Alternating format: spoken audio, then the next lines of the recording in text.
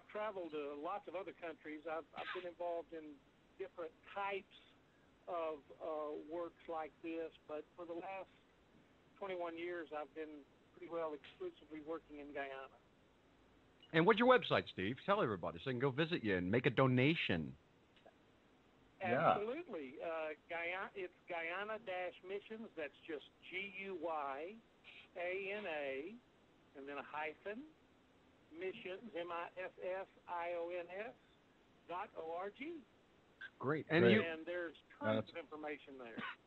And excellent. Steve, you actually you got really fond of one particular native of Guyana, didn't you? Yes, my wife and I and our daughters had been going down for several years. We found a little boy that was literally abandoned on the steps of the hospital. He had been moved to a children's home there, and we adopted him. Oh my goodness, it's been years ago now. He'll be 15 in January. Does that make you feel old, Mark? Yeah, really. Thanks for reminding me. You have to talk about your son to make me feel old. Thank you. That's great. And now he's what? He's like a linebacker on the football team there in Arkansas. Well, he played on the defensive as a linebacker, an outside linebacker this last year. He's very good at football, and so he's got his sights on being a running back this next year, so we'll see.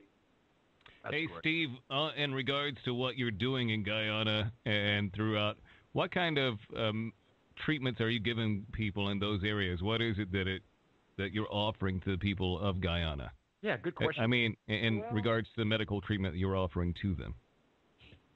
That's a very good question. Guyana is a very poor developing country. Third world. Average wage there, I'm sorry? It's basically a third world country. Well, yes, it is. It's a third world country, and the average wage there is somewhere between $150 and $300 U.S. a month. So the people are very poor. We are limited in terms of the medical care that we provide by those that volunteer to go with us. So if we've had doctors, dentists, eye doctors, every specialty of medicine that you can imagine, and we'll go down and set up a mobile clinic out at a remote area. We use strictly word of mouth. We really can't advertise. If we advertised, there would be thousands and thousands and thousands that would show up, and we wouldn't be able to see everybody. So what, you do like hit and runs kind of thing? Yeah, we'll show up in an area. We'll be there for 4 or 5 days. We give away free medicine. All of the care is free. We work with area churches and often set up in churches or school buildings, or we've even set up in police stations and courthouses and all sorts of other things.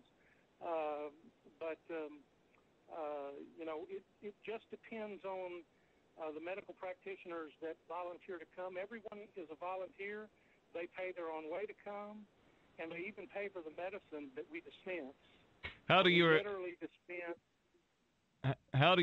practitioners? How do you find them? How do they volunteer for your program? How does that happen? Yeah, how do you recruit, Steve? Well, we work with a lot of area churches here in the States to put together our medical teams. We'll often go to a church somewhere, and it's not uncommon to find churches that have 2 or 3 doctors that are attending there. When they find out what we're doing, they say, hey, I'd like to go, and I've got another friend from somewhere else that'll come with me. And or they find us on the internet, or they, when I'm talking to any medical practitioner or any of our other team members they will recruit them and talk to them, but it is strictly a word of mouth and volunteer basis only. And when people come, like I said, they pay their own way to come. We facilitate everything for them. We get all of their meals taken care of and their hotel accommodations and make sure that they've got transportation and all of that. So we take care of all the logistics for them. And they come down in what, like 2-week rotations, Steve? They actually come down for a week at a time. They will often leave the States on Saturday and come back the following Saturday or Sunday. So they're usually there for 7 to 8 days. And, that's the way it works. It allows them to not be away from their practice for a long period of time. Right. How many practitioners do you have right now that help you out in this particular situation? Well, we've probably had, over the last 21 years, we've probably had, mercy, 500 practitioners that have come down. Wow. How many people now, like this year, if you go down in the next month or within the year, let's just put it in that perspective, you have so many practitioners. How many people do you treat within a year? Well, it depends on the number of teams that we have. It looks like this year we'll have 4 teams coming down during the summer. A typical team will see anywhere from 800 to 2,000 patients in the 5 months they're there. Where do the people come from? We literally go to the community where they live, and they just walk up. Steve, listen, I run a radio station, okay, and that's how you're able to talk to us tonight, and I'm quite interested to get your name out there. Yeah, and of course, everything will be free of charge. I won't charge. I don't charge anything. I would like to get an advert, which I am absolutely willing to play every 10 minutes, 24 hours a day. Yeah, now, if only we had a voiceover talent guy that could make a message like that, then we'd have Exactly, yes. I mean, it would be lovely if Thomas would do that, wouldn't it? Thomas, I never thought of that. That's a great idea. I guess I could put something together if Steve sends something to me. It's easy to do in that respect, and I mean, I'll help him in whatever way I can. So, Steve, you send me some material. I don't know. You can actually email me, and the email address. Let me give that to you. Yeah, just send it. Well, you know what? You don't have to do that. You don't have to do that over the air. Right. Mark knows how to get in touch with me. He'll send me all of your contact information, and we'll go from there, guys. And that's okay. Steve, Thomas is on my friends list on Facebook, so you can contact him that way also. Okay. Or you can go to my website. My website is tvproductions.us. There's contact information on the website there. Yes, it's more Christmas magic here at Loving, Caring, and Sharing. No, seriously, Steve, I think what you're doing is absolutely fantastic, and I am absolutely willing to do that for you. Yeah, how would that be to actually get maybe even some British doctors down there or what? You never know. Absolutely, we would love that. We would love that. We would love to listen. We take volunteers of every shape and size and every nationality, and are glad to do that. And there are literally thousands of people that benefit from what we do. And like I said, we provide the meds for everyone that comes to see us. There are lots of people that depend on us for their diabetes medication or their high blood pressure medication for the entire year. And that stuff is extremely expensive in perspective here in the United States. My wife being a diabetic of her own right, it costs $95 a bottle for a bottle of Humalog, which lasts only about a week and a half. So that stuff is extremely expensive. So, you're absolutely correct. I know that you said you take individual donations, but do you have corporate donors as well? We have had corporate donors. The work that we do is largely associated with churches. A lot of corporations don't like to do that. But we have just set up a 501c3 and are going to be able to expand on what we do as a result of that. But yes, and see, that's the thing. Everything that we do is done by either volunteers or by donations. Everything we do.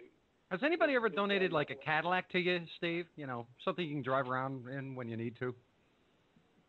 Well, no. You know, it's interesting that you would say that. The vehicle that I have currently is really lot of miles on it. So if you happen to have a Cadillac, Do I hear minivan? Escalade anyone. And let me tell you, we just had a group of people get together and make donations to put me in a car. So Really? Excellent. Excellent. That's going to happen shortly. And, Now, Steve, you and I have talked. You and I have talked extensively about what you've been doing down there. One of the things I remember, one of our conversations from a couple years ago. I remember one night we were talking, and I was very stirred when you explained to me something about the people that come down there for the first time, how it affects them. Would you mind sharing maybe a little bit about, how seeing something like what's going on down there affects people who've never done something like that before? Well, it certainly does. In fact, it's why I am doing what I do today. I went down there, like I said, in 1989 and was blown away with the poverty and with the challenges that the people there faced on a daily basis. And so when people come down now and work with us, and Americans oftentimes have not traveled out of the United States, or if they have, they've traveled to some resort or vacation location. And so a lot of Americans don't have an opportunity to really see a third world or developing world country up close and personal. So when they come down and work with us, it does, in fact, really rattle their cage. I know it did for me. My wife did not go with me the first 4 years that I went down, or actually the first 3 years. On the fourth year that I went down as a volunteer, she went with me, and it so impacted her that 6 months later we moved to Guyana. Really? Wow. She wanted to help. I just remember one time, I forget what the details were exactly, but I just remember you telling me somebody was actually moved to tears after, like, they had experienced what had happened there. Oh, that's not one time. That's many times every week that we're there. Yeah, I just remember you relating it one time, like, we just had this girl or some woman was there treating and something like that, and you said, and she was just broken after she saw everything, and she was like, I can't believe that, I had a chance to come here. She said, this changed me. Hey, Steve, why don't you just kind of describe the common living condition there, that way kind of giving the overall view of what people are going through there? Yeah, what's life like in Guyana? The common home there for the typical Guyanese would be a house that will consist of one or two rooms. It'll be a wooden structure, often built up off of the ground. It will likely not have indoor plumbing.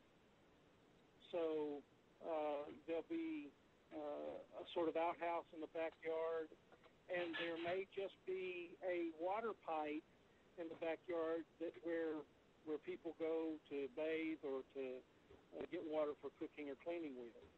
And in some of these places, aren't the houses, they don't really have anything like sheetrock or anything like that. You can just see right through the walls. When you're talking about a structure, you can see right through the walls. Isn't that right? That is correct. Most of the houses there, particularly those who are the very poor, will live in a home that consists of a single wooden wall.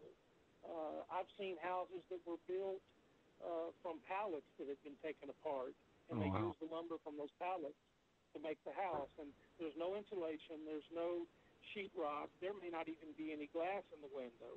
On the other hand, there are other houses there that are very nice. You have an upper class there, and you have a tremendous lower class or poverty class there. Let me ask you, how would you describe the most complicated situation that you've seen over the 21 years that you've been there?